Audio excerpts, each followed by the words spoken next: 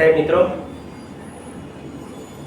આજે આપણે જોઈશું પ્રકરણ 6 પૂર્ણાંક સંખ્યાઓમાં દાખલા નંબર સ્વાધ્યાય 6.1 ના દાખલા નંબર 6, 7, 8, 9, 10. તો સૌથી પહેલા આપણે 6.1 નો દાખલા નંબર 6 જોઈએ. તો મિત્રો સૌથી પહેલા દાખલામાં શું આપ્યું છે તે જોઈશું. નીચેની દરેક જોડીમાં સંખ્યા રેખા ઉપર, શબ્દ આપ્યો છે સંખ્યા રેખા ઉપર,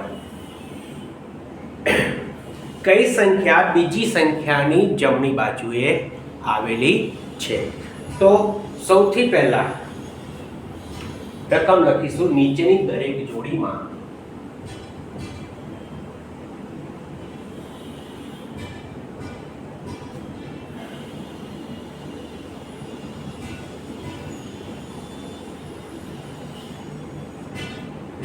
સંખ્યા રેખા પર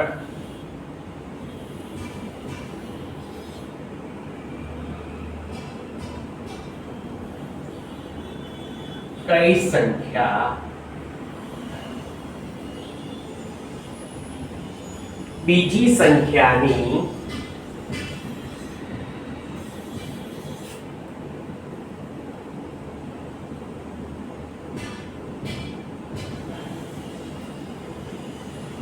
જમણી બાજુએ આવેલી છે.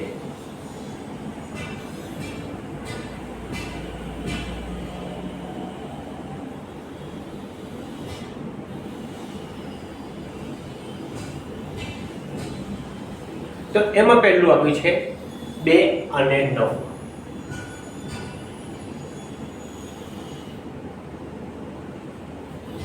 તો મિત્રો સૌથી પહેલા એક સંખ્યા રેખા દોરીશું.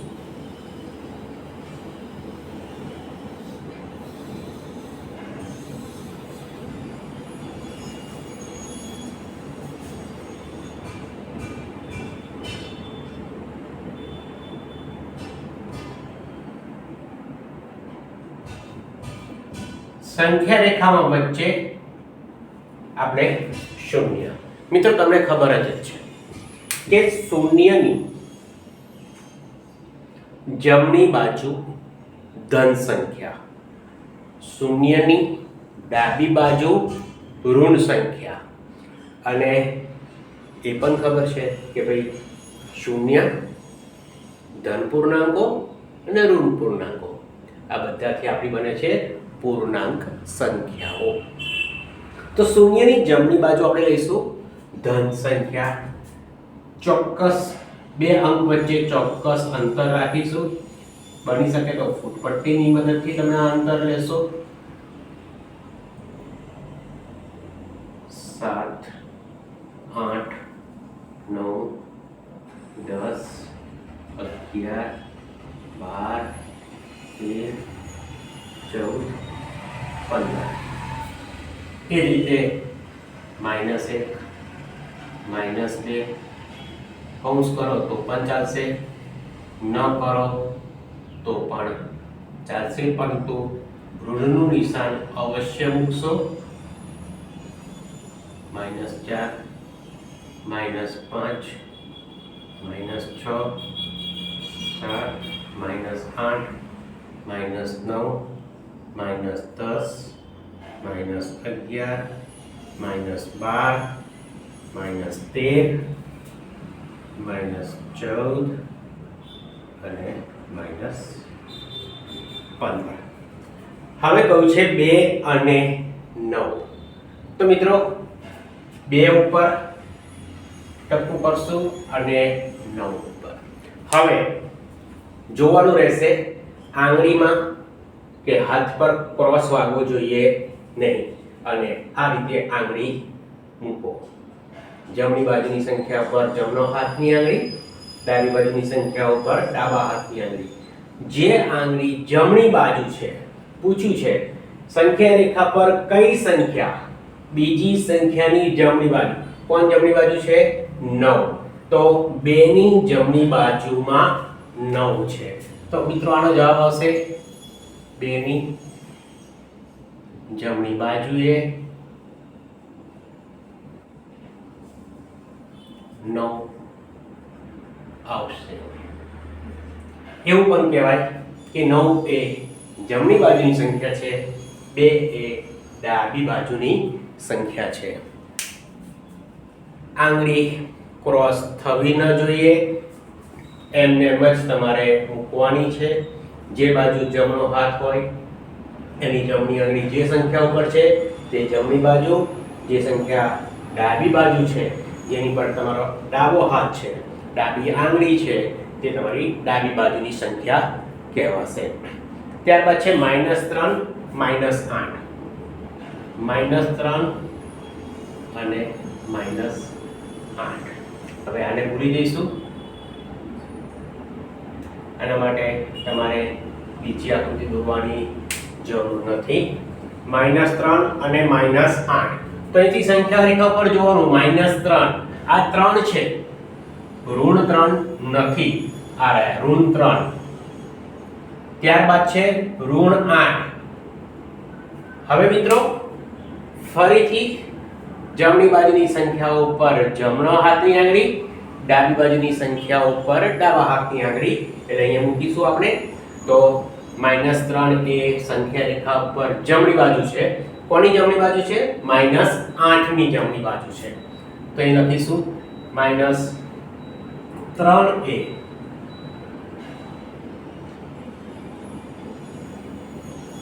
સોરી -9 ની -8 ની જમણી બાજુ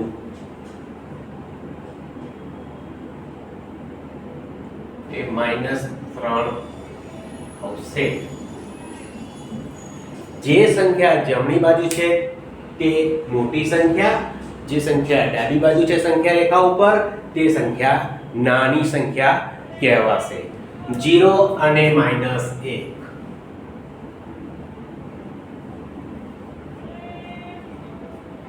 હવે 0 અને -1 ઉપર આપણે 0 અને -1 બંને ક્રમિક સંખ્યાઓ છે. આપણે આંગળી મૂકીએ. 0 એ જમણી બાજુ છે, -1 એ ડાબી બાજુ આવે છે. તો લખાશે -1 ની જમણી બાજુ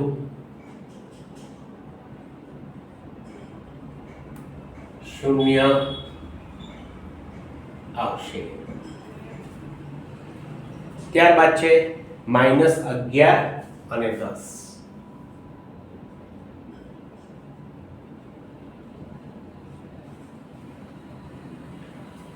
ફરીથી -11 અને 10 જોઈશું. -11 પ્લસ છે -11 આ રહ્યા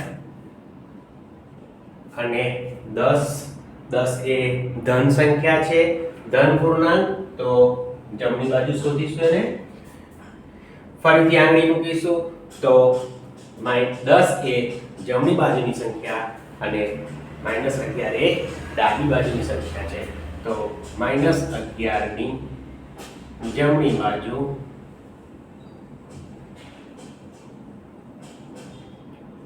10 આવશે. ત્યારબાદ -6 અને 6. ફરીથી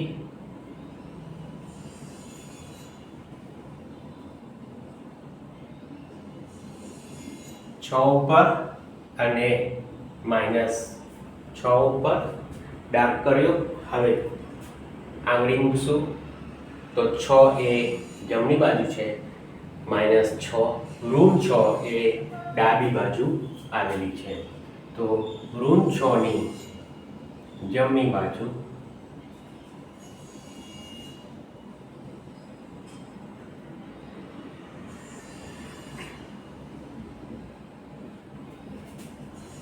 ત્યારબાદ 1 અને -100.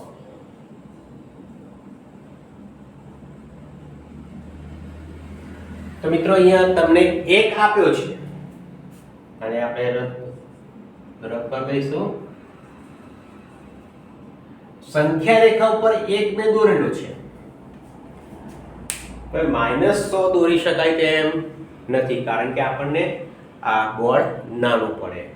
તો આ બધું જેમ આપણે જોઈએ છીએ આગળ તે -1 -2 -3 -4 -5 -6 -7, તો જેમ આગળ વધીશું તો -100 છે તે ડાબી બાજુએ આવશે અને 1 જે છે તે જમણી બાજુએ આવશે. તો આપણે અહીં લખીશું -100 ની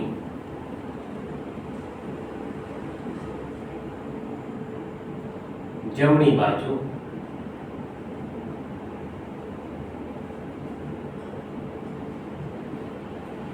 એક આવશે.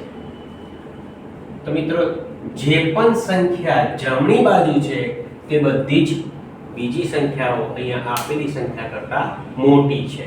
જમણી બાજુની સંખ્યા હંમેશા મોટી, ડાબી બાજુની સંખ્યા રેખા ઉપર હંમેશા નાની કહેવાય. લખી લેશો.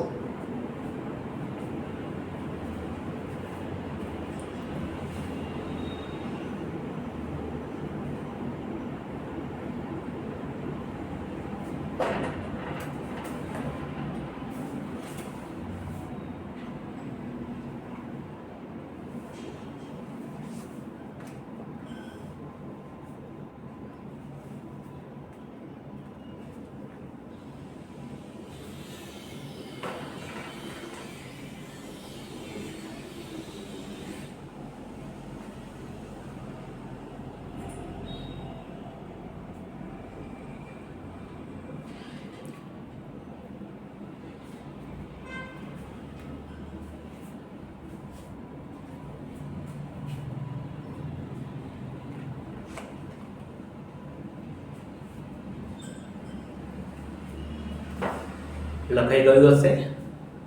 ચલો મિત્રો, તો આપણે હવે બીજો દાખલો, દાખલા નંબર 7 જોઈએ. રકમ અવશ્ય શાંતિથી વાંચવી, ન સમજ પડે તો રકમ નોટમાં લખવી. રકમ લખવાથી આપણને રકમમાં શું કહ્યું છે, શું આપેલ છે અને શું શોધવાનું છે તે વસ્તુ આપણને સમજ પડી શકે છે. તો રકમ અવશ્ય 2 વખત વાંચવી, ન સમજ પડે તો લખવી જરૂરી છે. તો હવે આપણે દાખલો 7 જોઈશું.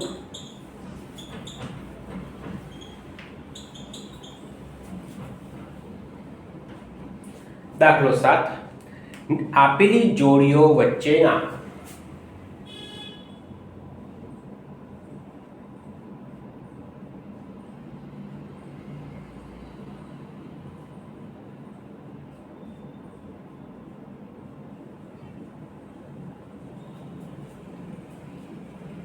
દરેક પૂર્ણાંકોને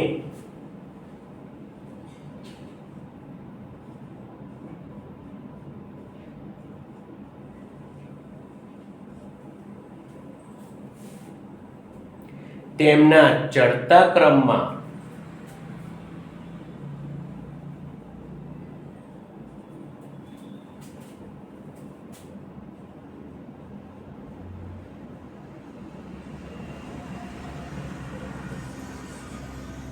ગોઠવો.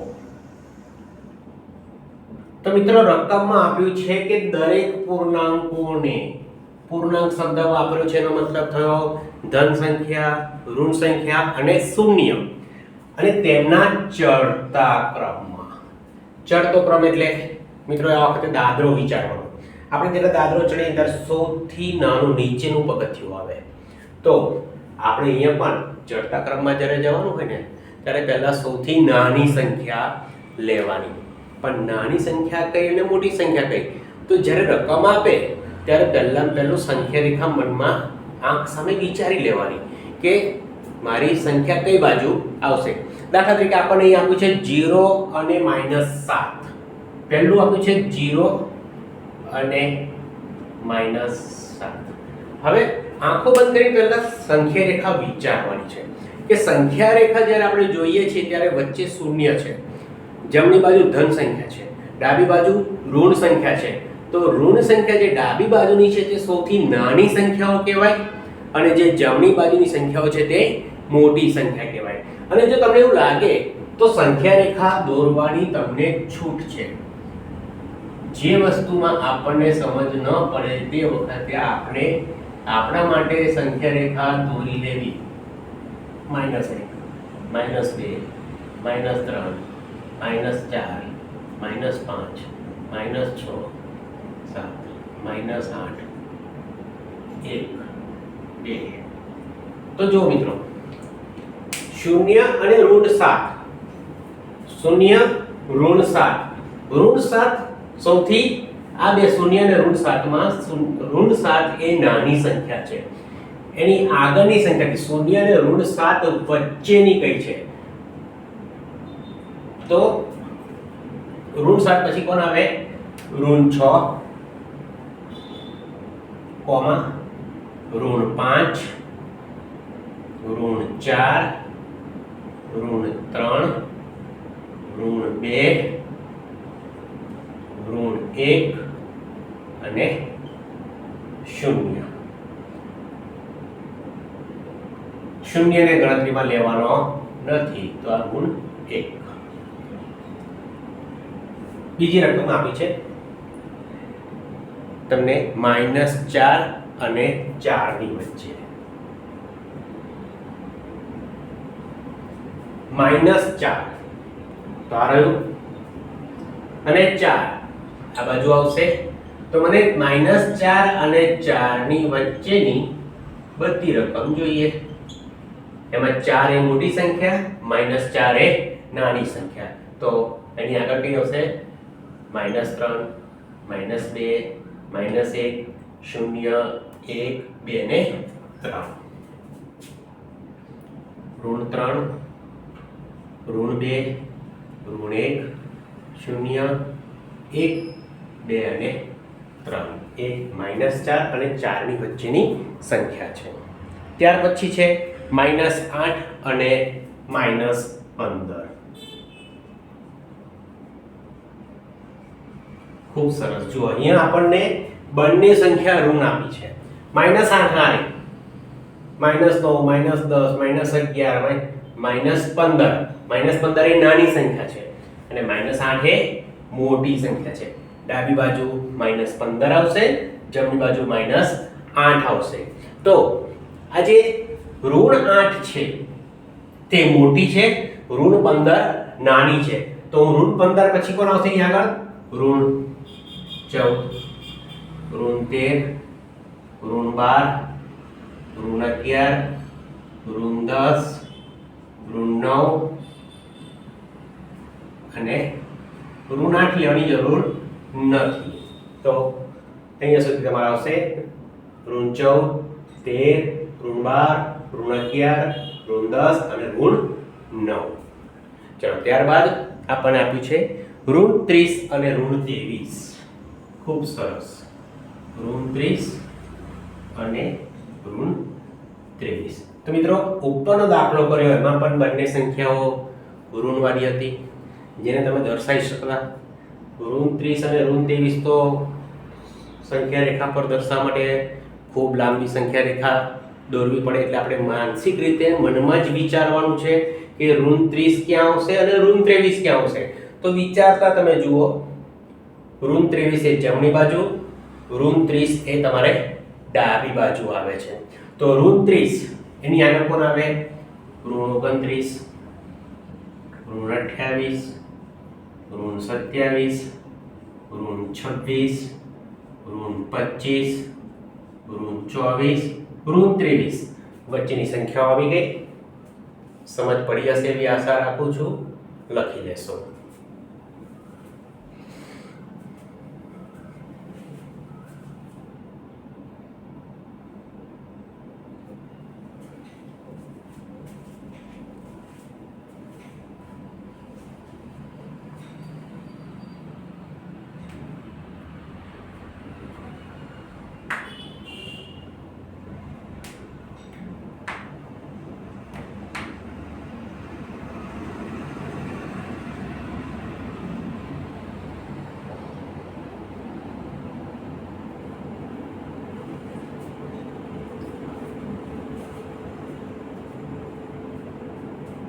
દાખલો લખતી વખતે શાંતિથી વિચારની સાથે લખવાનું કે કેવી રીતે સમજાવ્યું હતું તે પણ જોડે વિચાર કરતા રહેવાનું.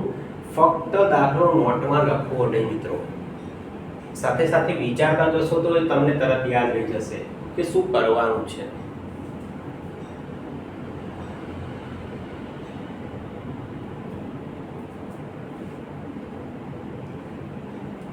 આગળ વધીશું આપણે હવે દાખલા નંબર 8 પર જઈશું.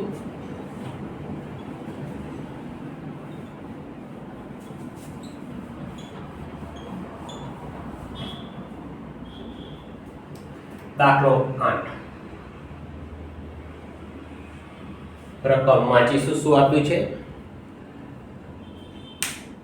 -20 થી મોટી 4 ઋણ પૂર્ણાંક સંખ્યાઓ લખો. -20 થી મોટી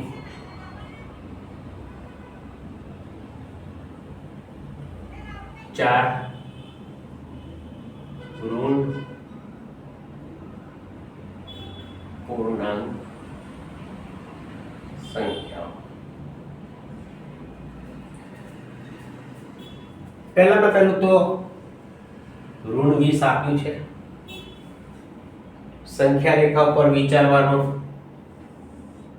આ તમારું શૂન્ય, આ બાજુ ધન 20 આવે, શૂન્યની તમારે ડાબી બાજુ ઋણ 20 આવે. હવે ઋણ 20 થી મોટી આપણે ખબર છે કે સંખ્યા રેખા પર જે સંખ્યા આપી હોય એની જમણી બાજુની સંખ્યાઓ મોટી કહેવાય. સંખ્યા રેખા ઉપર જે સંખ્યા આપી છે તેની જમણી બાજુની સંખ્યાઓ મોટી કહેવાય. તો હું -20 ઋણ 20 થી જમણી બાજુમાં આગળ ખસું એટલે એક કન્ડિશન આવી કે ભાઈ મને ખબર પડી કે ઋણ 20 થી જમણી બાજુ જવાનું છે તો જ મને મોટી સંખ્યા મળશે. પણ આ ચાર સંખ્યા કેવી હોવી જોઈએ? ઋણ હોવી જોઈએ. એટલે ઋણ 20 થી તમે જમણી બાજુ આવતી ચાર સંખ્યા લખી શકો. બીજી એક વસ્તુ ખાસ યાદ રાખો, અહીંયા તમને ક્રમિક નથી કહ્યું. જો ક્રમિક કહ્યું હોત તો ઋણ 20 ની આગળ તમારું આવત ઋણ 19, ઋણ 18, ઋણ 17, ઋણ 16 આટલી જ લખાત તમારી. પરંતુ અહીંયા તમે કોઈ પણ ચાર સંખ્યા ઋણ વાળી -1 સુધીની કોઈ પણ ચાર સંખ્યા લખી શકો છો.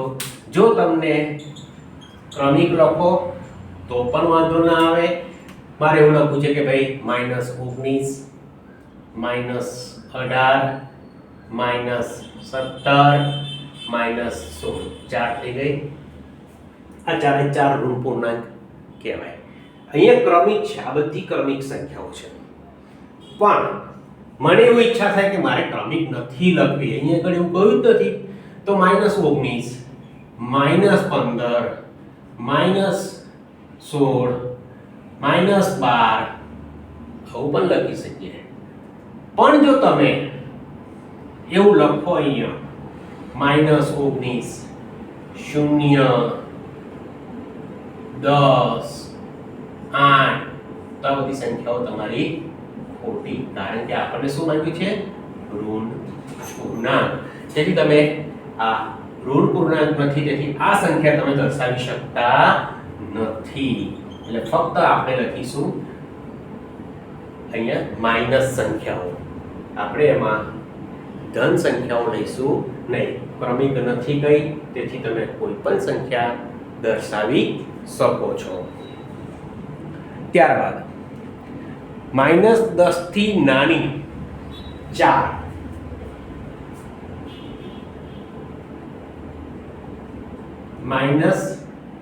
-10 થી નાની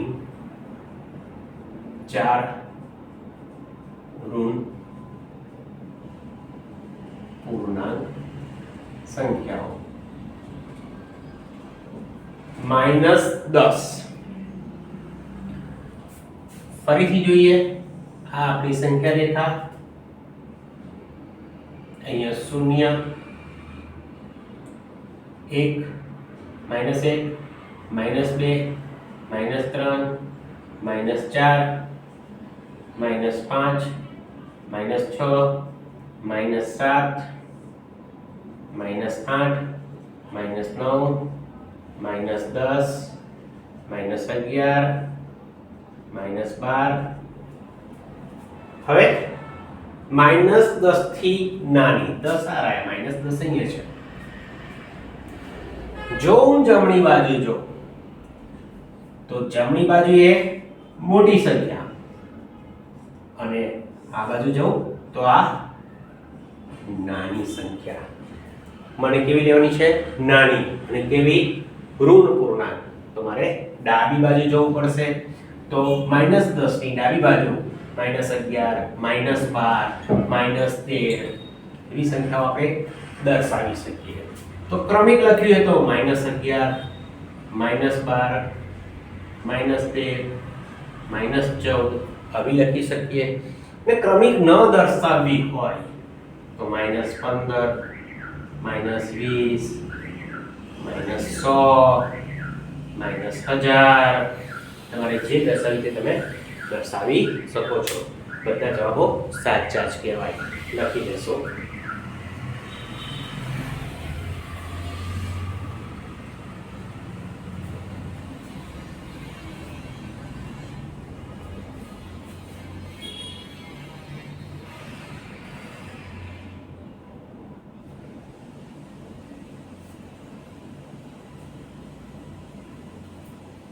હવે આપણે આગળ વધીશું મિત્રો.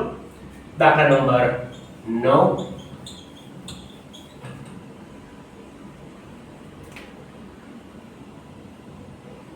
દાખલા 9 માં આપેલ છે આપેલ વિધાનોમાંથી ખરાની સામે ટી. આપેલ વિધાનમાં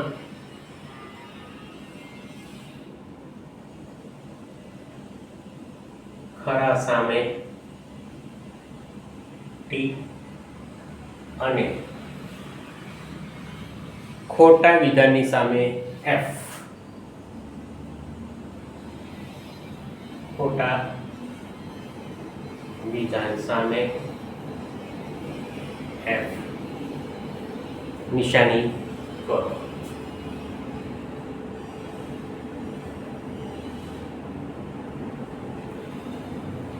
ખોટું વિધાન હોય તો સુધારો. ખોટું વિધાન સુધારો. ચલો મિત્રો, તો પહેલું છે -8 સંખ્યા રેખા પર. -8 સંખ્યા રેખા પર -10 ની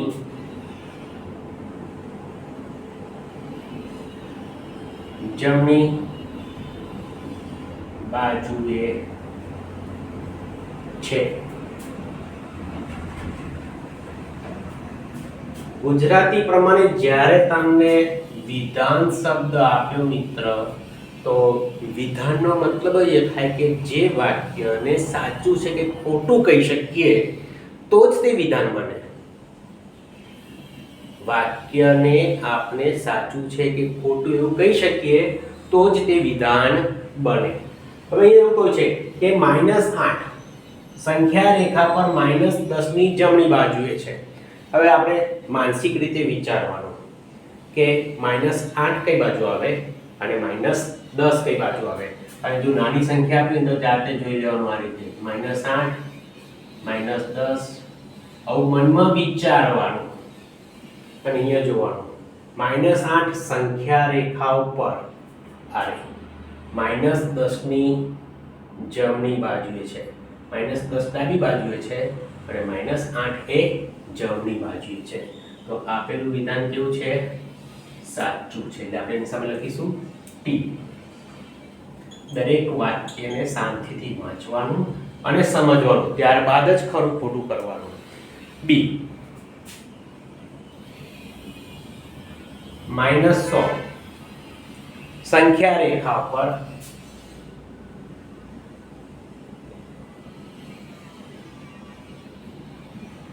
-50 ની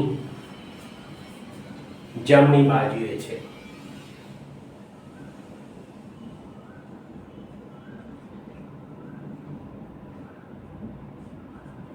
ફરીથી જોઈ લેવાનું. અહીંયા શૂન્ય, પછી અહીંયા આપણે આ મૂકીશું -50 અને આ બાજુ મૂકીશું, આગળ જઈએ તો ડાબી બાજુ જઈએ તો -100. તો -100 આ સંખ્યા રેખા પર -50 ની આ જમણી બાજુએ છે. -50 ની જો જમણી બાજુ હોત તો 0 આવે છે, પણ -50 ની કઈ બાજુએ છે? ડાબી બાજુએ છે, એટલે કે જમણી બાજુએ છે નહીં. તો -100 એ -50 ની ડાબી બાજુએ છે, એટલે આ વિધાન આપણું ખોટું છે. હવે વિધાન સુધારવાનું કોઈ છે, એટલે આપણે લખવું પડશે કે -100 એ સંખ્યા રેખા પર -50 ની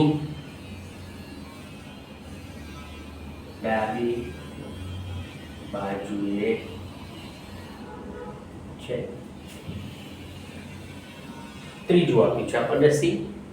-1 એ સૌથી નાનો ઋણ પૂર્ણાંક છે.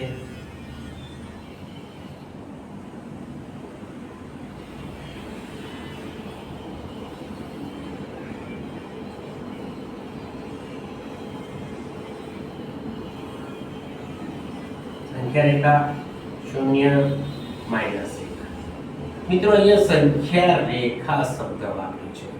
રેખા તો બંને બાજુ અનંત સુધી હોય, એટલે -1 પછી એનાથી નાનો ડાબી બાજુ -2 આવે, -2 થી નાનો -3 આવે, -3 થી નાનો -4 આવે, એટલે આ વિધાન પણ ખોટું છે. એટલે અહીંયા પણ લખશું F -1 એ સૌથી નાનો ઋણ પૂર્ણાંક નથી. અહીંયા આપણે એવું પણ નહીં કહી શકીએ કે -100 એ ઋણ પૂર્ણાંક છે સૌથી નાનો, કારણ કે -100 થી -1000 પણ આગળ આવે, અનંત સુધી વિસ્તરે છે, તેથી સૌથી નાનો પૂર્ણાંક ઋણ પૂર્ણાંક કહેવું અશક્ય છે. તેથી આપણે કશું જ સ્ટેટમેન્ટ આપશું નહીં, ફક્ત લખીશું કે નાનો ઋણ પૂર્ણાંક નથી. D છે -26 એ -36 ની -25 કરતા -25 કરતા મોટો ઋણ પૂર્ણાંક છે.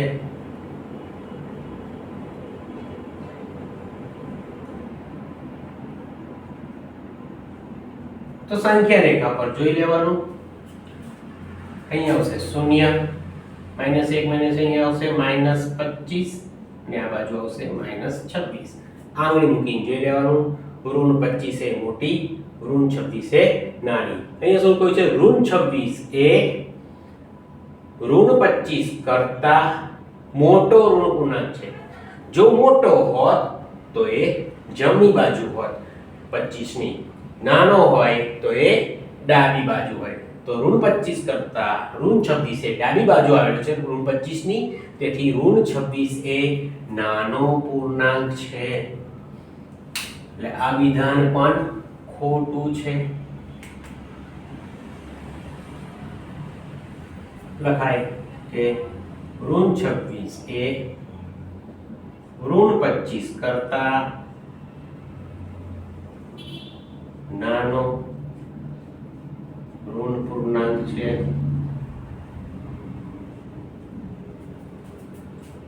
લખી લો મિત્રો.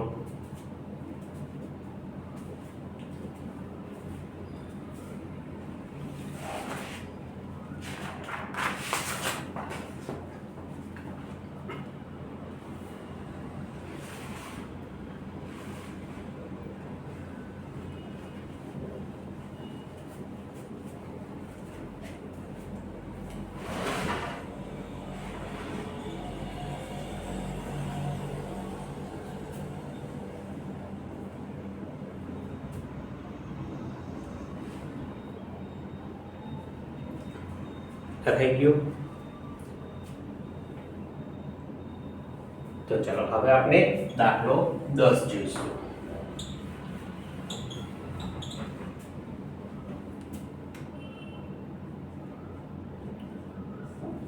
શું આપેલ છે? સંખ્યા રેખા દોરો ને પ્રશ્નના ઉત્તર આપો.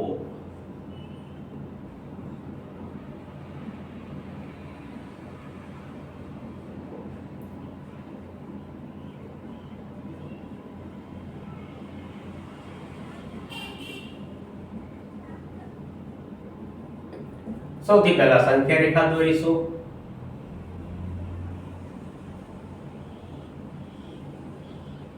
સંખ્યા રેખા દોરવા ફૂટપટ્ટીનો અવશ્ય ઉપયોગ કરશો. ગણિતમાં કોઈ પણ આકૃતિ દોરવા મહેરબાની કરીને ફૂટપટ્ટી પેન્સિલનો ઉપયોગ કરવો અનિવાર્ય છે.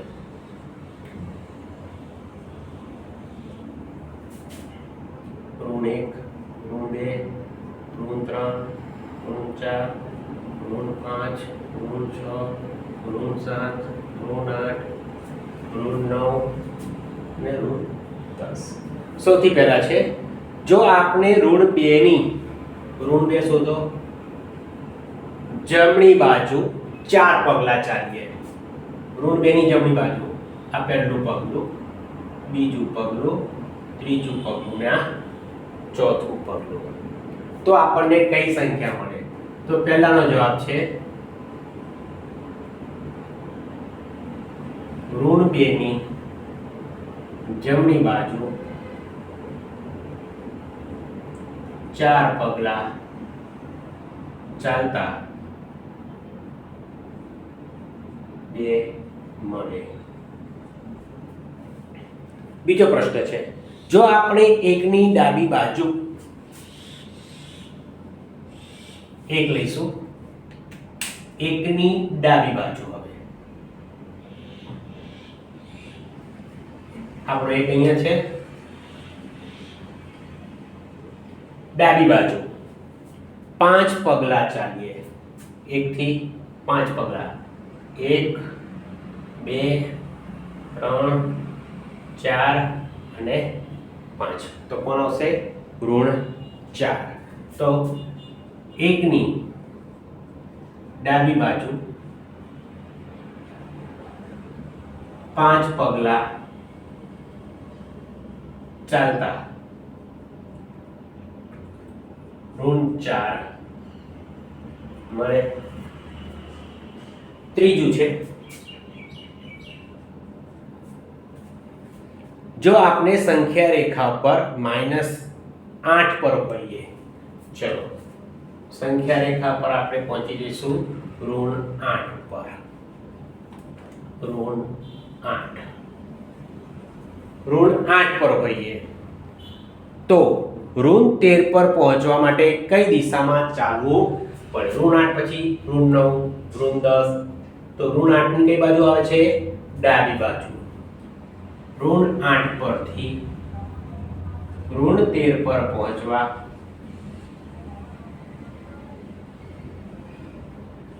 ઋણ 8 થી ડાબી બાજુ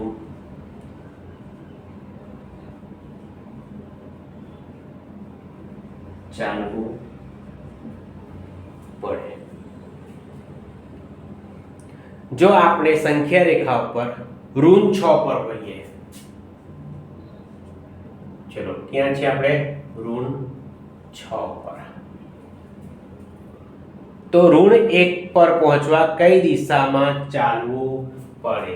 ઋણ 6 થી ઋણ 1 કઈ દિશા આવે? જમણી બાજુ.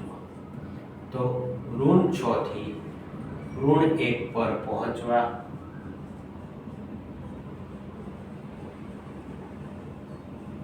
જમણી બાજુ ચાલવું પડે. મિત્રો, પ્રશ્નના જવાબમાં સમજ પડી હશે અને દાખલાઓમાં પણ સમજ પડી હશે. લખી લેશો. ન સમજ પડે તો તમે પૂછી શકો છો.